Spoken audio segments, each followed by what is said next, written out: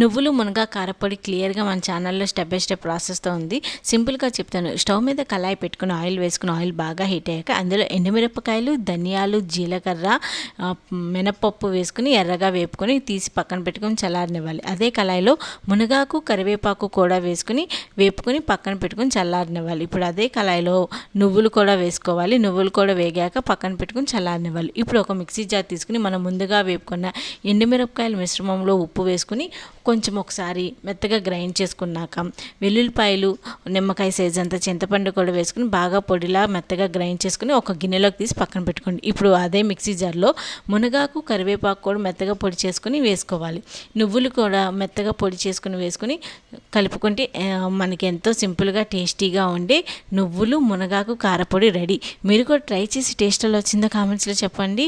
మీరైతే ఒక లైక్, ఒక సబ్స్క్రైబ్ మర్చిపోద్ది. మన ఛానల్ ఫుల్ వీడియో ఉంది, కావాలంటే ఇది చూసేసేయండి. క్లియర్.